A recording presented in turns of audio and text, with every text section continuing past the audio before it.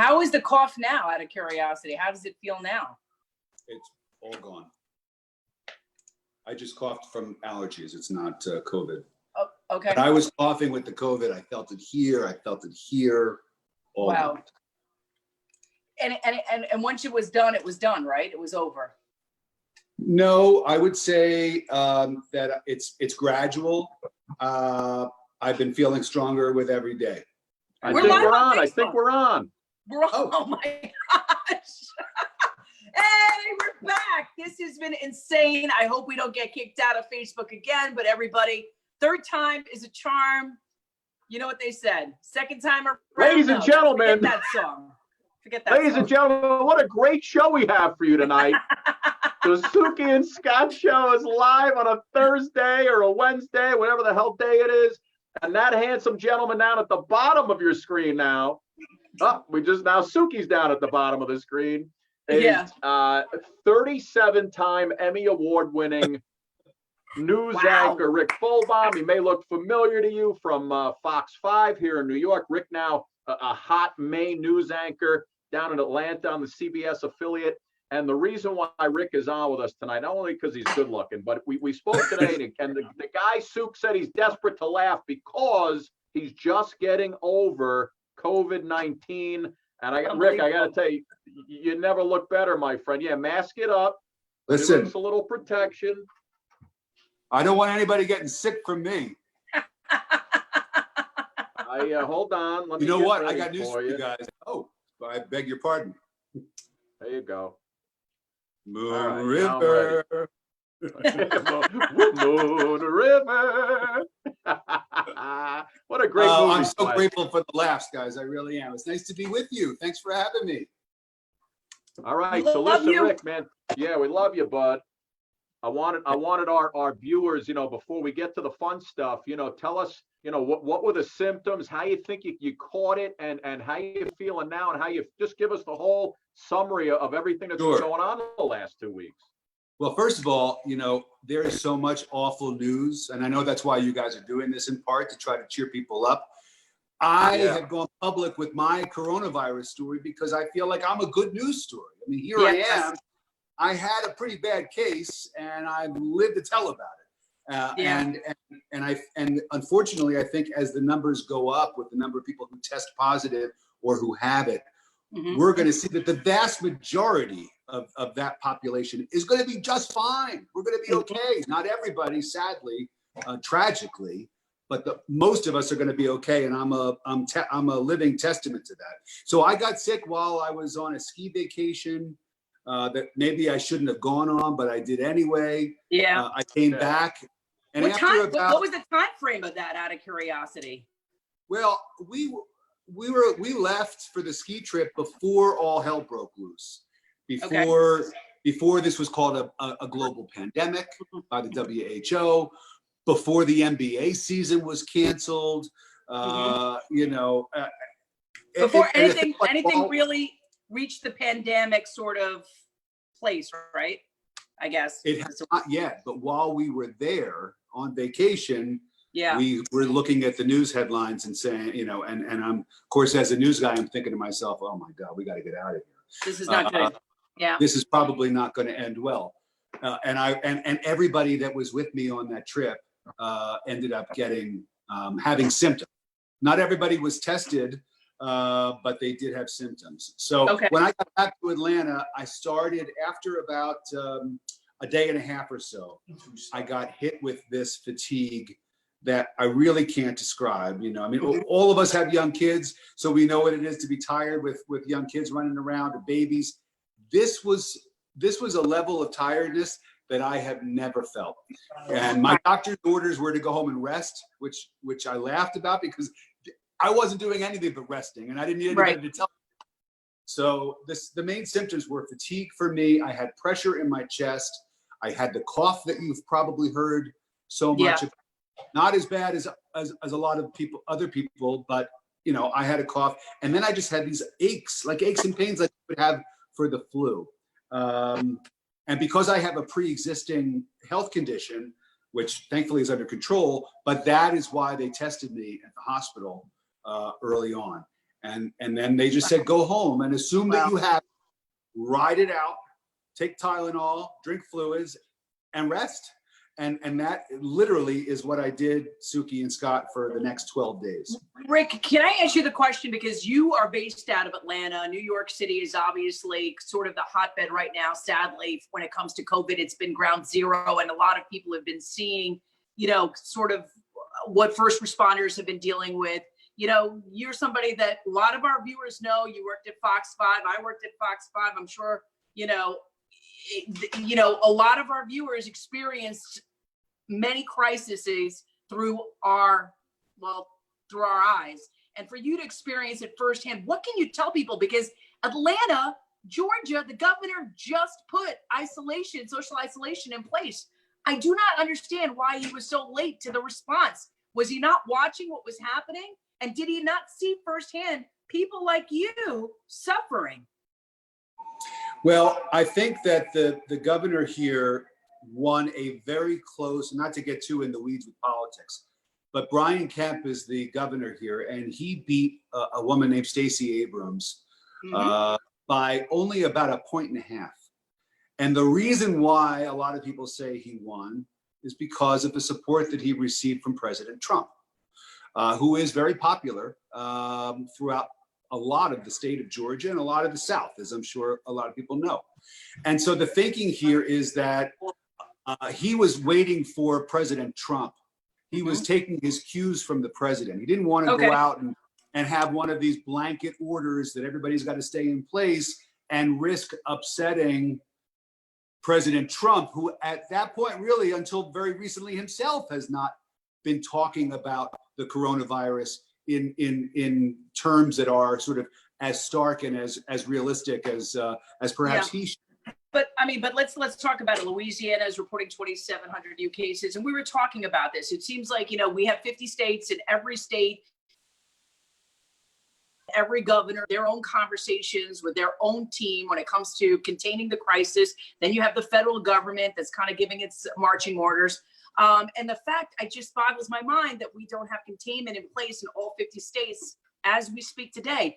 I don't understand what the discord is when we're moving into the million mark worldwide, 500,000 people dead worldwide. Louisiana, looking at, 2,700 people. In America, we've got nearly 5,000 people dead. If you look at the streets of New York, they have tractor trailers outside of every hospital right now, makeshift morgues. They have turned Central Park, it hasn't seen this since the Civil War, into a hospital, a triage center, which wasn't going to treat COVID, but now has to treat COVID because of what's happening in New York City. And it's just one of these things that's enveloping us and much like the disease, like choking us as people. But we need to understand that we are all connected to each other and that we have to help each other to get through this. And, the governor even said, a New York governor said 90 days. He said 90 days, people. Today, he used 90 days. And that kind of puts the gravity of the situation into a bigger context. And I know it's a little doom and gloom, but it is where we are. That's what a pandemic is. Sometimes there is, of course, we're going to see some bright spots in this. But right now, as America kind of wraps its hand around this, I feel like, boy, where are we? Where are we with this? Listen, I hear you. I think that I know from viewers who have reached out to me over the last couple of days since I sort of went public with my coronavirus story. Yeah. And a lot of people agree with you, Suki. A lot of people are asking those same questions. In a country here where we can get in our car, you're up in the Northeast and you could drive for 20 minutes and be in a different state. Down here it's a little bit different, but it's the same idea. If you're going to have a rule in one state, you got to have the same rule in the next state, or else people are going to go back and forth. In fact, there was a state senator from the state of Georgia who's now in trouble because he was diagnosed with coronavirus. He got in his car and he drove to Florida because he's got a home there. And his doctor said he should be in a warmer climate to recover from coronavirus. Well, he went to a county in Florida where he's got a vacation home where they did not have a single case of coronavirus. Yeah. And all of a sudden, the Georgia state senator brings the virus to this part of the state that hadn't yet been touched by it. And I think that that really illustrates what we're talking about here, how it would have been better for some kind of a blanket federal mandate that could have been uniform across the country. Unfortunately, it didn't happen, you know, and we are the United States, and there are competing interests here. You know, we all know how important the economy is, and we all see what's happening to the economy and these jobless numbers. You're talking about statistics, these jobless numbers. I mean, how petrifying are they? So I understand the desire to get the economy going again, get people back up and working again. But I agree with you. The only way we're going to beat this is by this, this separation from each other. Just stay away from each other and stay home until this thing has run its course. 90 days, is that what Cuomo is saying? That's what he was saying, 90 days. Yeah, he was saying 90 days. I mean, they were kind of preparing us that the peak yesterday, the press conference was saying that the peak wasn't going to start until the end of April. And that we're going to start seeing some of the most tragic. I mean, they are predicting 16,000 people dying, possibly in New York City. I mean, just wrap your number around that. Wrap your head around that. I lived in New York for almost 20 years. I was living in New York on 9/11, working downtown the morning the towers were hit. And I was reporting from downtown before the towers fell. And I had such sadness, as did all of us, that I never thought we were going to laugh again. I never thought there was going to be another day of sunshine. Sure. And you know what? We got there. It took a long time, but we got there. And that's all I can think about now, because everything seems like it's so topsy-turvy that it's been turned on its head, and it's never going to be the same again. But I can't help but think back to 9/11 and remember those similar feelings, those same ideas that we're never going to get back to it. And thankfully, we were able to get back to it. So we are I just going to get back to it. And you know what? You are living proof that, you are part of people going through COVID and then surviving. So that's what people have to realize, that there are a lot of people who are surviving through COVID. And you can, God forbid, if you are touched by COVID, which we all know that at some point, the tentacles are wide, that we will all know somebody touched by COVID. But it's great. It's great having you here. What was the first thing? We have some people joining in. John Barbario says, I work in healthcare in Jersey and people still not taking it seriously. Still too many doubters regarding the coronavirus. Jen McSweeney, she just got furloughed today, and a lot of people are sending her love. Oh, Donna Frasciato is saying everybody is preach facts. So, a lot of people are hearing this and are overwhelmed by it, really, are overwhelmed by it. But you know what it is? Yeah. One of the things that I heard tonight is that the White House is considering a new directive that's going to require people, when they do step outside their homes, to go to the gym, or to go to get groceries, or to go to get prescriptions or whatever, that they're going to ask everybody to wear these masks, not the surgical, just a bandana, just a regular cloth mask, because we're learning now that people who are asymptomatic, who might not even know that they're sick, are still able to spread the virus to other people. So if we all start wearing these masks, which we've never done, I mean, of course, we've all seen pictures from Asia and other parts of the world where it's sort of commonplace for people to wear masks in public. I think that's where we're going now. I think that's the direction we're heading. Yeah. But also 98% of COVID is transferred through contact, right? Yes, it's through the droplets, through sneezing and everything like that, but it's also, like Scott, he's been wearing rubber gloves since for the past 3 weeks. I mean, his wife is like, take those gloves off, honey. I mean, this is not Halloween. Let me ask you a question. You said you had the underlying condition, but I did not see erectile dysfunction on the list, my friend. I'm not sure that counts. See, listen, you wanted to laugh. That's all you need I made you laugh. Listen, speaking of erectile dysfunction, the guy's got 5 kids? He's 5 kids and twins. That's a different kind of dysfunction. Rick, when you knew that you had the virus, how did you keep everybody safe? What'd you do? Did you quarantine yourself in the house? Yes, I quarantined myself away from everybody else. So the kids are actually in a different house, and that's where they are. They're doing their isolation thing, and I talk to them every day, just like I'm talking to you guys on Zoom, on FaceTime. This is how I'm communicating with my kids these days. But obviously, I've got to keep them safe. I don't want to expose them to anything, and you know, I'm at a point now where my doctor has said I can end my isolation. Wow. But I'm reading more and more about studies in other countries that are showing that people can actually continue to transmit the virus a lot longer than they initially thought. So just to be, you know, better safe than sorry, I'm giving myself another couple of weeks away from the kids, which breaks my heart and makes life very difficult for their mother. But that's just what we're doing now. And people are making these kinds of choices and decisions all over the place. Yeah. Let me ask you guys a question, Suki. You know, yesterday, and you see the articles today, I saw one from CNN, that the president says he's not going to do a nationwide shutdown because other places haven't been hit so hard yet, and they're not as bad as New York or LA.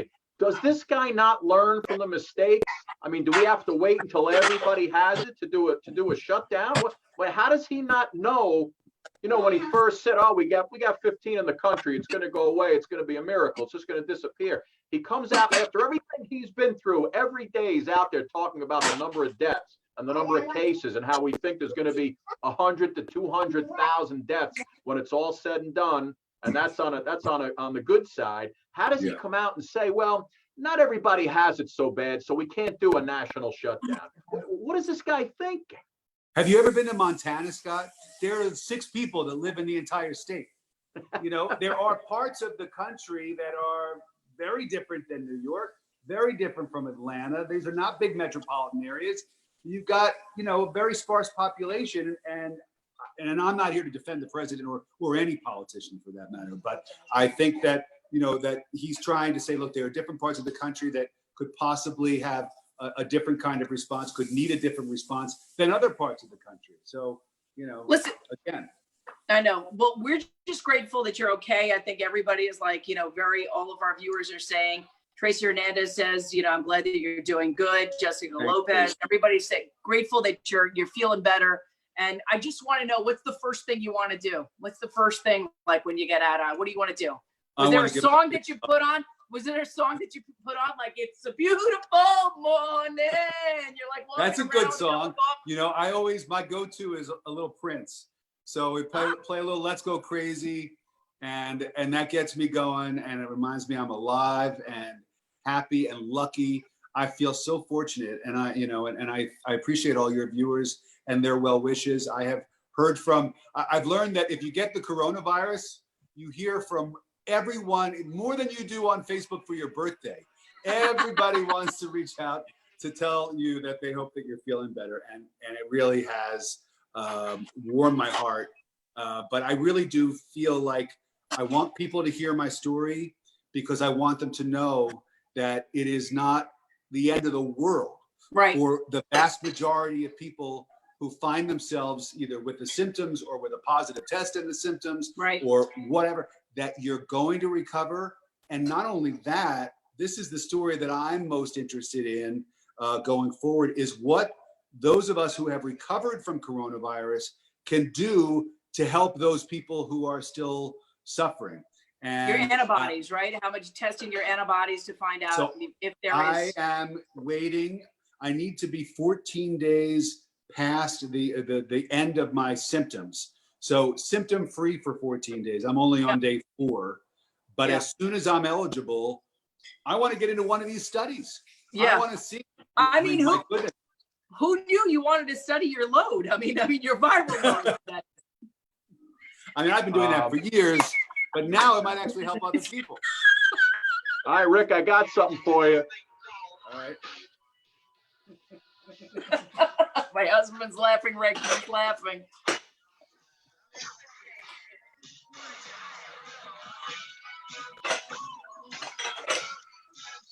Go ahead, my friend. Oh, You yeah. are doing the dance of life. This is great. Everybody put a little Prince on. You can't, I defy you to sit still while you're listening to him. No, I mean, he's definitely one of those people. I mean, you got to wake up every morning, Rick, with just like, God, I feel good. God, we're going to get through this. Pump everybody up. This is just, just like you said, another hump that we're going through. And you know what? We're going to get through it together like we always do, because that's what America is. America's strong. And together Americans can get through COVID-19. Look at you, Suki, American. I love it. Bring like it it. all back, Scotty. Can I, Rick, before you go, I got a quick story for you. My wife and I are in the kitchen today. This was the big happening at my house today. Okay? You sure you don't want to tell me this off air? No. This is my wife and I are in the kitchen, and all of a sudden there's this big boom against the window in the kitchen. It almost sounded like a tree fell on something in the backyard. This big bird flew right into the window and landed on the table, feet up like this, right outside the window, feet up. And it was such a sad sight. And about an hour ago, I went out with a garbage bag and I'm grabbing the bird, and you feel it, and it's a heavy bird, and his eyes are open. You were wearing your gloves, right? I had the gloves on. It was just, it was brutal. It was. Brutal. There's a joke in there that I won't go to, but there is a joke in there. Look at him. Oh, Dead bird. Honey, you have any That- dead bird jokes? that Got poor his bird. hands on a bird. The guy flew right. I mean, he was warp speed into that window. It was incredible. Did he break the glass? No, he didn't even break the glass. No. It was unreal. I hope that's not some kind of an omen. I would That make sure was, all your other windows are shut, will you? That was in between my busy day of eating and walking. That was it. What's your Are you- favorite Corona snack? Are you What's that? still in your stretchy pants, Scotty? Are you still in your stretchy pants? What are you guys Has anyone- snacking on? What are your favorite Corona snacks? You got time? My favorite Yeah, Corona some snack time? might be a libation or two. Ah, very nice. I like that. And what are you eating, Scott? Rick, I'm M&Ms, I'm Doritos, I'm Hershey Kisses, I'm ice cream in the fridge. It's enough to kill a cow, my friend. And one right after the next. Well, I didn't eat for about 11 days. So, So you must look good. so I did. I lost a couple pounds. My mom said the coronavirus not so bad for your neck. I said, thank you, Mom. But Leave it to a peanut mother to M&Ms. put that in perspective, right? Leave it to a mother. Yes, she always has the nicest things to say. But peanut M&Ms, that's why I had them the other night, and I was like, oh God, this is why I recovered from coronavirus. So I can eat peanut M&Ms. It's Rick Folbaum's coronavirus diet, ladies and gentlemen. Lose 30 pounds in 5 minutes. Dude, listen, I wish you the best of luck. I'm glad you feel great. Good luck at the CBS now. Thank So you. good. Thank you for joining I us. understand they hired you to take them from number 3 to number 1, which you'll probably do in a few months. So it's all good. My work cut out for me. Hey, listen, you have so many fans here in Atlanta. If you want me to set up a personal appearance for you, downtown, we can make it happen. Let me know. People would love to see you. I may have been to a strip club in Buckhead once or twice, but that's, I can't confirm or deny that. Again, wearing You the don't- gloves, I'm sorry. Scotty does like to gnaw on a peach from time to time, if you know what I mean. He Ah, does. little peach tree. Yes. Hold on. I'm good. I really love your peaches. Wanna shake your tree. Woo! Rick Folbaum. Rick, thank you, everybody. my Thank you so friend. much You're the for best, coming out. bud. You're doing well, Rick. Some people call me God bless Maurice. you. Some people call me Maury. Oh, look who we got here. Our next guest. Just Oh, in time. right there. Anthony. All right, guys, great talking to you. Thanks for having me. Rick, thank you, buddy. Bye. Perfect. All Perfect. right. So You guys that's hear me amazing. okay? Bye. Yeah, we can hear you perfectly. Nice to All right, have this you is here, the Anthony. first time joining Zoom. Huh? Listen, Look at him. how exciting is this? Look at us. We're up. Cheers to you. There. Look at his handsome Hard fellow. seltzer, that's the way to go. Scott, I heard you've been attacking a lot of bad snacks. I'm gonna go on the seltzer train with Suki because you're not gonna look like the same Scott after quarantine. What are you Listen, drinking? hard seltzer. Hard seltzer. Oh, it's hard seltzer. Yeah. Dylan, go get me a beer. What are you doing? Put yourself to good use. How you, Anthony? Wow. Anthony, we are so excited to have you part of the show because you're part of the next act that's going to lift our spirits, make us happy. Anthony has been doing comedy for how long now, Anthony? Come on, give everybody. All right, so I did a couple open mics like 15, 20 years ago, and I stopped. It was just, I mean, listen, for all the guys that, all the comedians that did it the old school way where they did all the open mics and got discovered, I didn't have the time for it. I didn't have the head for it. And I jumped back into it. May will be 2 years. Wow. Yeah. But when did you That's start doing the unbelievable. bits and the skits and everything else That got viral? That was during COVID? the bits. I started those characters in May of 2018. The reasoning behind it was number one, to make people laugh. But I'm very competitive with myself. So I do those characters in those videos because then when you come see me live on stage, it's nothing what you see online. I have to be funnier than the characters, or else you might as well just sit home and watch my videos. But that started in May 2018. It's been a whirlwind in 2 years. It's crazy. Anthony, I'm going to put on my Karnak the Magnificent hat here and go out on a limb and say you're a Yankee fan, no? Yeah, it's supposed to be baseball season, man. I had to throw on the Yankee hat. Opening day, my friend. What a day it was. Did you miss it? Did I miss it? I had legend seats 2 rows behind the dugout. Do you think I missed it? Oh, that hurts. It's not even a game. What I like to do when I get those legend seats, I like, because all the food and drinks are included. I always, and I'm notorious for this. Every time someone hooks me up with legend seats, I'll go. And then I get a phone call the next day. They're like, seriously, dude, 19 lobster rolls. You can't give an Italian free food. You can't do it. I'm taking advantage of it. You're eating. Yeah, that's it. The waiters just come around on those seats, right? Whatever you Yeah. want, sign Yeah, it it's right awesome. off. So Real listen, quick, not to interrupt you guys, but I ended up sharing all over my Facebook. So my fans kind of get threatening when I don't answer them, but hi to everybody. answer your fans. Answer your fans. I love it. Yeah.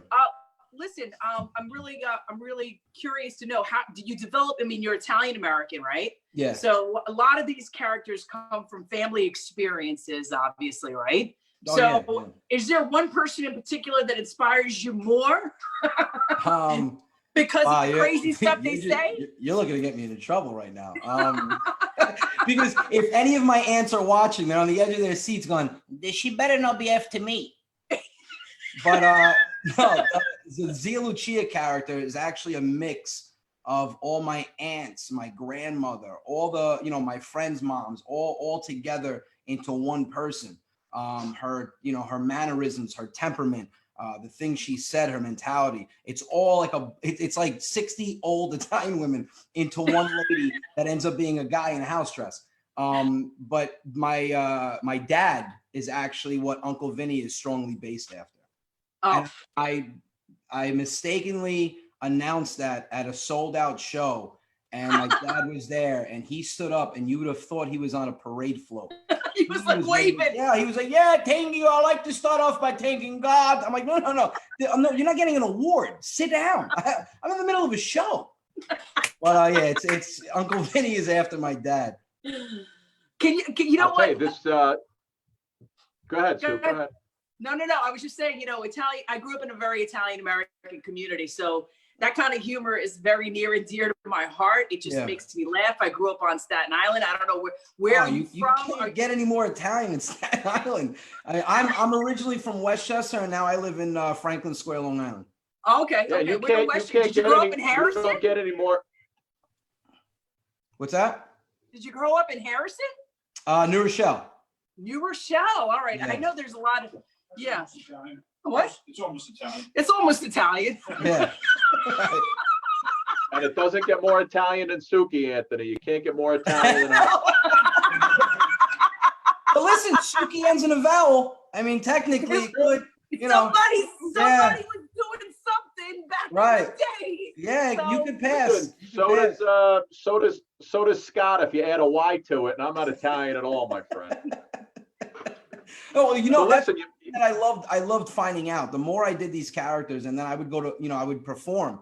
I mean, I think now it's crazy. I think we're since May of 2018. I think I'm up to like 130 shows live, and we had such a strong push for this year. Because I tour with Goomba Johnny, and I love Goomba Johnny. I met him ironically, at a charity event for Chaz Palminteri, and Love we just Chaz. hit off so well that every show that we do, it's and Goomba and Johnny's been in the business for so long. He says, I've never seen this kind of gravitation from fans to the performer. And what I like is that it's not only Italians coming to my shows. It's Italians, it's Puerto Ricans, it's Greek. New York. It's New York. If you're raised old school, if you got your ass kicked as a kid, you'll relate to most of the stuff and mentality. It was an old school upbringing.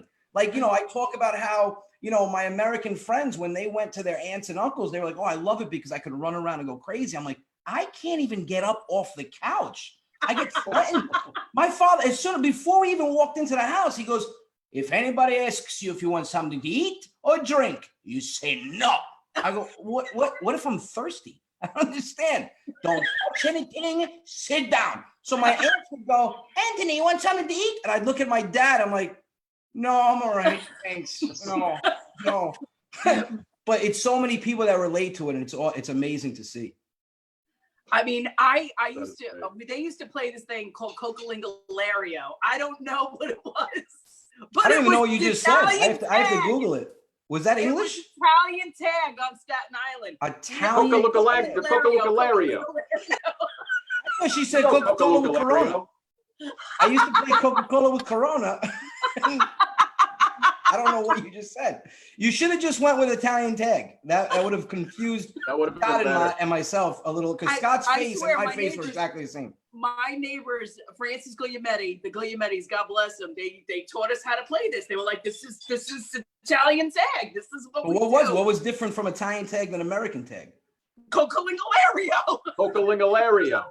So you would get this weird virus from playing tag. You'd have to say Cocolingalario. 1, 2, 3, 1, 2, 3. Cocolingalario. 1, 2, 3. Caught. Oh, see, you know what? In my area, that was called Ringalivio. What was it called? 1, 2, Ringalivio. We just played. What is Ringalivio? Well, hold on. You're gonna question Coca-Cola, but Ringalivio. You're gonna question Scott. What's Ringalivio after Coca-Cola? I'm telling you, that's what we called it. It just sounds like the same game. We just played tag. I don't know. Honestly, I hate to say this, but I think because you two are not Italian, you were the only ones playing that game. There was a bunch of Italians laughing hysterical, going, do you understand what I'm making her say every time she tags someone? Anthony, I'm the only one doing a lot of things in my house. Yeah, listen, join the club, Scott. Join the club, man. Hey, do you remember when you could get up a nice little game of murder ball? You ever play murder ball when you were little? It's like, Probably, like it was just another different name. What's murder ball? Murder ball. Murder ball was dodgeball, except there was no line. Oh. So if you got the ball, you could blast anybody. And Where the hell did you grow up? Where did you? The nuns. I grew up on the mean streets of Rockland. Rockland County. All right. Mean streets, baby. Murder ball. Oh. Jesus. Yeah, all right. So let me ask you a question. That there's a lot of crap going on in the world. If you were to do a show, right? Let's pretend you were doing a live show right now. Well, I actually am. You are doing a live show right now. A lot of my shows were rescheduled. And I mean, listen, the fact that I'm able to do this full time under 2 years and I'm doing so well with it, my appreciation for my fans are I mean, I can't even put words into it. So I got with Goomba Johnny, and obviously we can't say where the show is, but we're doing a live comedy show. Well, not live, but technically we're going to be recording it. I have a whole camera crew coming in. It's going to be sort of like a comedy special. It's probably going to hit the internet Easter weekend. and you can click on the link. It'll probably be between $20 to $25, and I'm taking 40% of all proceeds, and I'm donating to a major charity to help out with everything. So That's awesome. it gives my fans a chance to see me, because I don't like I'm missing to be on stage. I'm missing it more than anything. But it's going to be weird because as you progress in comedy, your crowds are supposed to get bigger. I'm going to literally be performing in an empty crowd. So that's going to be an adjustment. But I'll be doing that probably Easter weekend. Scotty and I are used to that every day. You know, we just like this is all weird. I was watching one of the shows last night, and they're doing the dialogue, and I'm like, wait a minute, is this usually funny because people laugh with it? Right. If that's the case, you usually laugh because other people laugh. Yeah. Right. But it's crazy. Listen, it's adjustments, man. I don't know how long this is gonna last, but I'm telling you guys, like everyone watching me right now, I look pretty decent. I look okay. Anthony, so many of your viewers, Bernie DeMarco says it's very kind of you. Roseanne Simone says, Anthony, that's so generous of you. Jenny also says, thank you so much, Anthony. Very generous, very generous. Yeah, a lot of people are very grateful for your generosity. When you get into this type of business, you can only hope for good fans. I know a lot of people say it. I have probably the best fans in the world. They're extremely loyal. I mean, they support me to no end. I mean, they share my videos, my dates. I mean, it's like I have a bunch of people on my marketing team, your publicity. They do your publicity for you. They love you so much. They want to see you succeed. Listen, crazy. we were talking about being raised old school. Yeah. What do you think is happening in this country today, what that kids just don't get? Like, I look at my kids and they just laugh at me and walk away. I'm like, my 4-year-old daughter, I always wanted to have the look. Like, my dad has the look. Like, I'm 39 years old. He'll still look at me and go, Anthony. And I'm like, oh, and I lock up because of flashbacks. Or he'll bite his hand. He bites his hand, it's over. Like, he'll look, and I'm like, oh, and I'll just freeze.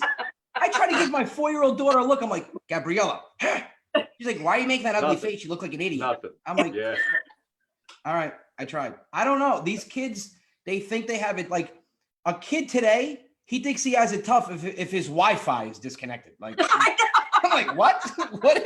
How about getting hit in the face with a broom? How about that? What about Wi-Fi? Your Wi-Fi is? Like, I hear my little cousins, they're like, oh my God, this is the worst day ever. My Wi-Fi is patchy. I'm like, have you ever got hit with a belt? Your Wi-Fi is patchy? Anthony, the other day I said to my daughter, who's 10, I said, listen, you got to go brush your teeth. It's getting late. She goes like this. Yeah. How old is she? I said, you know what? You're punished. She says, yeah, okay. I said, all right, good talk. See ya. But that's another thing. How are you going to punish her? We're in quarantine. Yeah. I said, get in your room. Oh, I forgot. You're already in there. I forgot. Oh, it's this. Let me tell you something, man. For everybody out there that's in quarantine with their family and they're enjoying it, you need medical help. You need medical attention. I have a neighbor. Every time I go out to get my mail, he's like, hey, how you doing, Aunt? I'm like, good. Yeah. I hope we didn't keep you up last night. I said, doing what? I didn't even hear you. Oh, we were in the backyard as a family around the fire pit. We lit it up and started singing camp tunes. I go, if I hear you and turn this up, I'm shooting the whole family with a BB gun. Okay? Camp tunes. I said, did I keep you up? He's like, what were you doing? I was duct taping my daughter to the wall. It's hard. I don't mind. Listen, I love my family. I don't mind spending time with them on an island, on a vacation. But yeah, 24/7 in the house, bud. When you got married, the priest didn't say to you, till death do you part, and if, God forbid, a quarantine happens, are you willing to stay in the house with this person for 2 months straight? I'd be like, wait a minute. Hold on. I'm gonna have to get back to you on that. I didn't really think this through. That's a long time. I think there should have been a Corona clause in the marriage. 100. Listen, don't even say that. I'll make one up right now. I'll go mail it to myself and tell my wife it came from the government. Like, look at this. Look at this. Everybody's gonna have a Corona clause. Oh, forget the death till you put. Divorces are going up. Oh yeah, divorce is through the roof right now, Anthony. It's unbelievable. But you know what? The funny thing is, even when you get divorced right now, you still have to live with the person because you can't go anywhere else. Exactly. I got into an argument with my wife the other night. I said, honestly, I'm going to leave. She's like, where are you going to go? I was like, God damn it. I can't even go anywhere. Do you know how many people that I personally know that are in the process of getting divorced, but they haven't like actually split up their equity. So they're like living under one roof, right? Can you imagine? So what they that is started like? the divorce before this whole situation? Yep. Oh my God. That's just Wouldn't you be drunk every night? I am now, and I'm still married. So funny. And you know, like when you're in situations like this, things come, like I have no filter. I can't bite my tongue. So I have this condition called autopilot where things come out of my mouth. And when they come out, I try to stop them before they reach my wife's ears. And I don't have that ability. So my wife asked me, like, oh, this is how different things can change in a week. A week and a half ago, she asked me, she goes, hey, listen, I'm going to order groceries online. Anything you want in particular. I go, just make sure you get eggs, almond milk, and grilled chicken. That's it. She goes, okay, no problem. Because I'm trying to actually leave quarantine thinner. Not like Scott's doing with the M&Ms. But I said grilled chicken, eggs, almond milk. A week later, okay, 7 days. She asks me, and I was like doing something, and it came out like autopilot. She goes, hey, I'm ordering again from the grocery store. Anything in particular? I go, just same thing, eggs, grilled chicken, almond milk, a shovel, duct tape. And she's like, what? I go, what? Wait, they don't have that? You're not gonna call into Home Depot? It's getting bad. My family, I stay in the basement a lot because I don't think my family's safe around me. Shovel, gorilla tape. Yeah. What is that? Gorilla glue. Little rope. Gorilla glue. Alibi. Rope. Journal. I don't know. Crazy glue. So Anthony, this show you're talking about that you're going to do, Yeah. obviously when everything's back to normal, it's already written, it's already in your head and ready to go. Yeah, well, see, that's so the one thing about me is that you guys can come see a show. Like, let's say I had a show tonight. You might come see a show tonight, and then you come see me live tomorrow. I'll never do the same show twice. You might hear like 40 minutes of the same stuff because you can't just keep updating. Right. There are people out there that haven't heard it the first time. But I'm addicted to writing. So this particular show, we're probably filming it early next week. It'll be out during the weekend. I think we're going to be on Vimeo on demand. Wow, my lights just went out. All right. Yeah, your lighting guy just shit the bed. I don't know what just happened. All right. But I said, actually, you know what? You heard me okay before without the mic? Yeah. Hold on. Let's still hear me? Yeah. All right, perfect. So why don't we do this? Plug in the light. If my wife came downstairs in the basement right now and saw this mess, you would see murder on live. Tell them we don't see anything but the back of the wall. It's all good. You know? I appreciate that. Thank you. Glad to see you're on. Oh, there you go. But you know what? But the other thing too that I'm curious about, is that I gotta imagine like live TV. We've done live TV for years where you just have to be able to go with the punches as to what you're gonna say, how you're gonna ad lib, et cetera, et cetera. A lot of it is just gauging the audience, right? And engaging the audience, right? Yes and no. Like if I go out and I see my audience is a little older, because I mean we did a report on my age demographic, and it's mind blowing. My age demographic is between 8 years old and 84. I'm like, all right, so why don't you just say birth to death? I'm like, it's crazy. So if I come out with a younger crowd, there's certain things that I'll talk about that the younger crowd will kind of click to. For instance. Like I'll talk about, like the new dances that they do where I stare at them and I'm like, the TikTok? The TikTok, the sneeze. I'm like, what? So I'll change it up a little bit, but like the special that I'm doing, people ask me, well, if I saw you a month ago, should I buy the special?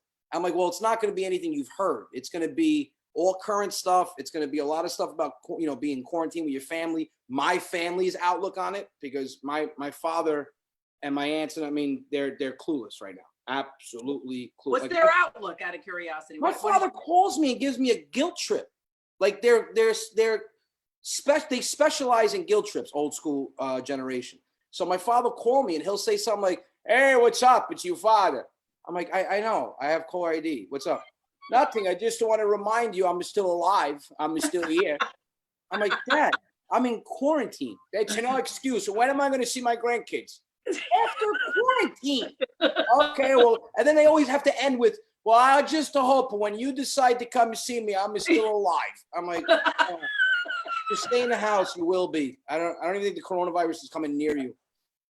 Yeah, that's so what true. I get too. That's what I get too. It would be nice if your kids wanted to call me sometime. I'm like, Right. Mom, why don't you call the kids? They're not gonna call you. They don't No, even they talk don't to wanna- me. it's I'm in different. the house. Yeah, to them it's different. It's like they can't reach out and make that phone call. But it got Right. Oh, I give my kids the guilt trip. I was like, what would you do? What would you do if something happened? What would you? I do the reverse psychology as long as something. Hold on, you guys still hear me? Yeah. Hold on, froze up. Suki froze. Yeah, Suki froze. I got All you. right. Suki froze.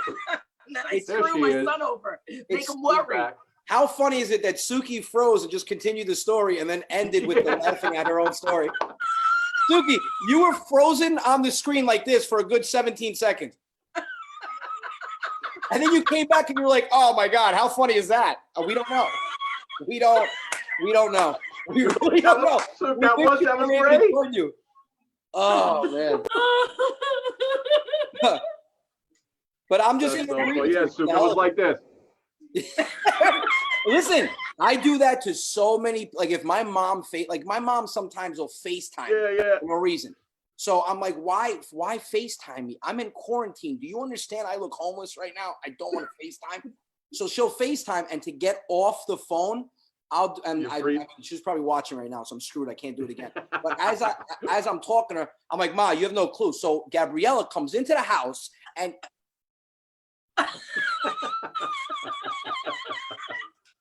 Anthony, is that you there? Can you hear me, Anthony? And then as soon as she hangs up, I'm good. And the funny, she's like, Aunt, sweetheart, you're frozen. Are you okay? You're not blinking. Yeah, I think did he blink? I think he blinked. And Oh my God! I do it one time to her, and my daughter walks behind me in the background. I'm like, what are you doing? She's like, oh my God. She's talking to my brother. She goes, Rob, Anthony's frozen and Gabriella's moving. Is that possible? He's like, no, it's not possible. I'm like, oh. Do you have brothers and sisters out of curiosity? Yeah, I've got one brother and one sister, both younger. So are they impetus or are they inspiration for comedy themselves? Well, as soon as we get off, I'm gonna Google the word impetus. Yeah. I thought I'm right there with you. impotent. I said, well, my sister's definitely not impotent. I don't know about my brother. No, my family's awesome. Listen, when I started this, I gave up. I was the only one at home working. My wife's a dental hygienist, but she took off 6 months to take care of my daughter 4 years ago. And I hope she's not watching. So I left a great job, and I was in the finance field, and I left to become a stand-up comedian. So It's okay. my wife said to me, she was like, "Why do you hate me?" And I don't hate you. I want to live my dream. And her first response was just go to sleep. And I'm like, that's not what I meant. I want to disagree. So my whole family was nervous. Listen, I was scared. It was the riskiest move I've ever taken. But I had a game plan. We had shows booked, and my mentality was if I'm growing at this rate where I'm only giving it 30% because of my job, like I would be up till 4 a.m. doing videos, and then 7 o'clock I'm on the road to go to work. I said, if I dedicate 100%, it's got to only get better. And my family was behind me, and they were scared. Like my mom gives me double-sided advice, where if you screw up, she can't take the fall for it. So she'll go, listen, I'm behind you. You're going to do this. You've always been like this. When you have your eyes set on something, you succeed. And if you don't, at least you tried. But whatever you want to do is up to you. I'm like, you basically just said, if I make it great, if I fail, I'm fucked, and it's not your fault. I don't. What's that? She took a blame right out of it. Right. I think you should do it, but if it doesn't work out, don't come to me, because ultimately it's your decision. I'm like, what? I really wish. Listen, Anthony, how different is it how many years have you been married right now? 5, going on 6. 5 years. So how different is it from the time you were dating your wife to now, and the way you two? Oh, geez, you're setting him up. You were setting him up. Didn't you say you were married? Oh yeah, 20 years. Apparently not. If you're asking me that question, How is it Well, different? no, I got a quick story for you. I'm going to tell you how it's All right. changed for me from then So to now. how is it different? When we dated, we loved each other and loved spending time together. And now that we're married, I spend most of my time in the basement. That's my wife is the only woman that doesn't laugh at me. Everyone else laughs. She doesn't laugh. She's like, I wish your fans knew how you talk to me. I'm like, tell them they're gonna take my side anyway because I bring them laughter every day. So. I'll tell you a quick funny story, Anthony. 25 years ago, when my wife and I used to hang out, like with Suki and I do it now, what my wife used to do with me 25 years ago, we would drink a little, have some fun. We would lay in bed, stare at the ceiling, and we would put the radio on and sing to each other for hours. And it was nothing but love and fun and the whole deal. We would just sing songs all night, whatever songs they were, right? You were listen. You were singing songs. That's it. You were singing songs in a bedroom. The two of you. After the sex. After the Right, sex. because listen, I didn't want to say it. Suki took the words out of my mouth. I'm like, I did things a little different when I was in bed, but No, that's understood. we would sing during, So a couple of months ago, we're in the car and we're driving along. We got the two kids in the back and I'm driving and I don't remember I think it was Tom Jones, what's new, pussycat, whoa, whoa, whoa. And I'm singing along and I'm driving. You might not even know that song. You're a younger guy. I've seen it. I've heard it on some older movies that I've watched. Yeah. So my wife looks at me. Older movies, I get you. My wife turns down the radio, right? This is 20 years later. She turns down the radio. She says, I got to tell you something. I said, yes, honey. She says, when you sing and hum in this car, yes, my dear, what do you want to say? She says, when you sing in this car, the kids are in the back. I said, yes. What are you saying? She says, I look at you and I want to punch you right in the side of your fucking face. That's my girl. Love you, Lara. I went from having the greatest singing voice. Not only that, she says, not only do I want to punch you in the face, but I want to punch you so hard that your head goes through the driver's side window. And she said on the side of the face. So she was lining up the stripe. Oh, yeah. Yeah, listen, things. So I cranked it up and I went back to singing. You have to. Yeah, but things change. Listen, my wife used to laugh hysterical at me. Oh my God, he's so funny. Now it's like, why does everything have to be about you? Why do you need the spotlight, you son of a bitch? I'm like, that's how I met you. Times have changed. I'm like, apparently, no. Yeah, things, listen, I always say marriage, I say it on stage, marriage should come with a brochure. Because there's certain, you can't get advice from your guy friends because they're not going to help you out. They have to learn themselves. It's right. Things change, but marriage is tough. Listen, marriage is like a meal. The first thing is like an appetizer. You know what I mean? It's enticing you into the meal. You're trying to get in, then you get into the meal, and then you get into it. No. Sometimes it's good, sometimes it's bad. Then you get to dessert and coffee. That's later on where our parents are. They're happy. My mother's eating and drinking a cup of coffee. She's very happy every night. Every night. See, okay, I'll agree with this. Marriage is like a meal, but I love to eat. So it's not like the appetizer. It is definitely not like the entree.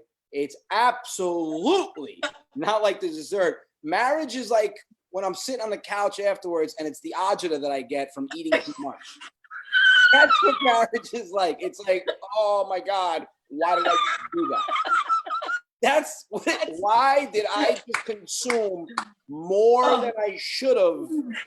Like, I looked at my wife, listen, I have a 4-year-old daughter and a 3-month-old. He's going to be 3 months on, I think, tomorrow. Oh my God, he's a baby. And I love him. I mean, he sleeps. But I said to my wife the other day, I go, you think the second kid was a smart choice? Maybe we should get like a dog. I don't know. Quarantine makes you think. Yeah, there's a lot of thinking going on, Anthony. I never do enough, right? That's her thing. I never do enough in the house. Why don't you help? All you do is make these stupid videos. I'm like, the videos is what pays the mortgage. I'm like, so pays the bills. So she goes, help. So I help. I grab the dishes today. I put them in the dishwasher. After Oh, lunch, I got everything in the Tupperware. I put it away. She walks by me. She goes, "Oh, what the hell do you want?" I'm like, because we always feel, and I'm speaking for women, like if you do things that are out of the ordinary, there's something else that's at the end of that. and that's There's why I never something else. do shit. I And never do it's anything 'cause I usually don't wanna- something that you want from us. Right, We and might that's not why want to I- give it. But but that's the reason why I don't usually do anything, because I don't want her thinking I'm out of the ordinary. Then I go the extra mile, and it's like Wear I the have gloves, to- Anthony. Huh? Wear the gloves. That's all I No, say. Just wear Scott, the I'm gloves. quarantined in my basement. I'm not going to give myself coronavirus. I would have had it. No, he's been wearing gloves for a long time now. He just wears it when he's This done. is He actually just an old takes it off. condom that I just pulled out. Why it has 5 inserts, I'm not even going to ask, but I just hope you don't utilize the thumb part. No. Scott's going to have no skin when he takes off his glove. He's had him on so No, long. I no, just he's put them not. on. I He's take not. them off. Remember when? What was it? Howie. Who's the comedian? Howie. Mandel. Mandel. Didn't he when he was younger? He used to put these on his head and he And would blow them blow up. into it, and it would blow Blow it them up. up with his nose. Can you do Yeah. it? Can you do it? I don't think this is pretty tight, and I got a big head. This doesn't really stretch, so, and I don't Hey, want now, to waste big it for head. my next supermarket run. Yeah, you don't want to go. You don't want to go into the category of big heads. My hat is like a 9.5. Is that big? Listen, tell Yeah. us about this show again, so everybody knows exactly how they can get a hold of you when you're ready to roll. So I'm gonna start advertising it 4 days out. We're gonna try to get a lot of the media behind it. It is going to be. I'm doing a lot of research on the charity. I don't want to mention it yet, but it will be a charity where I'm convinced and confident that most of the money, if not all the money, is going to go right to it. Because some of these charities are sketchy. So I mentioned it on my live feed Tuesday night, and I take everything my fans say into consideration. So I mentioned the charity that they were against, so I'm simply not going to use that. So I'll advertise 4 days out. It'll be on Vimeo on demand. I will share the link. You simply click the link. You purchase the link. The link is yours. I'm probably going to leave it on for about 7 days, or maybe to the end of April if this looks like we're going to still be quarantined for April. Yeah. And that's it. And then at the end, when I cut it off, I'll take everything that was made, and 40% of it, 50% of it is going to go to the charity. But it's going to be Goomba Johnny is going to be starting it. It's going to be probably about an hour and a half comedy special, me and him. I'm going to have Tara Kennestracy hosting. So it'll probably be about an hour and a half to 2 hours, and a lot of new material. A ton. I'm writing a whole new material for it. And when you're done with the show, we want you to come back, and we want you to come back with Goomba Johnny, and so we can recap. I want to hear about the show. I want to, Well, he would have to come to my house because there's not a shot in hell he's going to know how to operate Zoom. Really? He has trouble with email. No, you just have to click, and that's it. Press. He's watching right now, cursing me out. My phone will go off in 5 minutes. Well, I tell remember him it I was, said hi. it was- I got it some was- good stories from back in the days with Goomba Johnny. Good He's ones. awesome, man. Goomba Johnny and Hollywood Hamilton, right? I couldn't pick a better partner. We travel together and everything. He's kind of like my, he's got my back with everything. But like, again, he's been in the business for so long. He gives me the odds and ends. He tells me, it's so funny because when we deal with a comedy owner or a comedy club owner, I'll call him like, hey, we got booked here. He goes, nah, you don't want to play that. I go, all right, we're not booked there then. All right. And I listen to him because he's been steering me in the right direction. But he's awesome, man. He's an amazing guy. We love And him. where We could love him. people see your videos now, bud, that you have that are up already? So Twitter and Instagram, I'm on Twitter, YouTube, and Instagram. I'm under Rodia Comedy, and Facebook, it's Anthony Rodia Comedy. It's excellent, Anthony. Right, right. You're doing a great job. I think, with great risk come great reward. And, obviously, hopefully you reap the rewards. And we wish you the best of luck. You have been making me laugh this whole time. So I thank you that. so Go much. Yankees! Right. And listen, and I'm not going to mention this station, but there is a particular station that I stopped watching when you guys were no longer on. Oh, I love So, you. I won't you. mention it. Look, Scott, Scott's pretty Rose, good. That's pretty good. That was good. That was good. It was good, right? Now I'm thinking, Hold on, let me try Suki to doing that go. before? Because when we used to be on picks, I would always go back. Do you know where any chocolates I don't have anything. I don't have We're in the middle of a show here, Missy. I don't have in the middle of the show. Yeah, this happens all the time, bud. Anthony, thank you, my man. This was great. We love you, Oh, my pal. pleasure. Bye, Anthony. Thank you. Say hello to your family. I definitely your will, guys. aunts Thank and you so much. uncles. Have a good night and stay safe. Good night. You're Good the night, best, my Anthony. We man. love you. Thank you.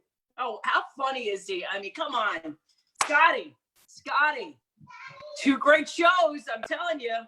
We're Dude, really we putting just- it together. We were just on for like an hour and 10 minutes. I mean, it That's was the amazing. It bonus was time. amazing. It was a great show. Daddy's downstairs. Got Rick Folbaum, we want to thank Anthony Rodia. I spoke today to Steve Sharippa's coming on with us on Monday. They got that podcast coming out about the Sopranos. Sal Valentinetti from America's Got Talent. Remember he won? The Yeah. singer, he was on with Yeah. us. He's going to come on with us. I'm sure we'll do a little singing there. And listen, man, it's just, what are you going to do? A little quarantine action. It's for the people, Suki. We're here for you Listen, folks, not for us. Listen, it's Well, a little we're bit here of for us. information. Yeah, it's a little bit of information with a lot of fun, and I think that's how we're gonna get through it. A little bit of information, a lot of fun. Scotty and I are used to that. Hey, listen, for fans that have been watching, thank you so much. For our new fans, please like us on Facebook, go to our YouTube page, Instagram page. We're trying to grow our brand too. Veteran New York journalists trying to do their thing during this coronavirus. So Wait. The veteran. Well, speak for yourself. I'm still a kid. I'm new in this business. listen, you're sitting in bed singing songs with Lara. You're going. I love you, Scotty. Go keep petting that thing. All right, Suk, we'll do it again tomorrow, babe.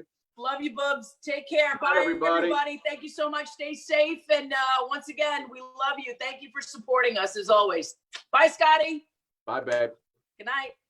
Stay in touch with yourself.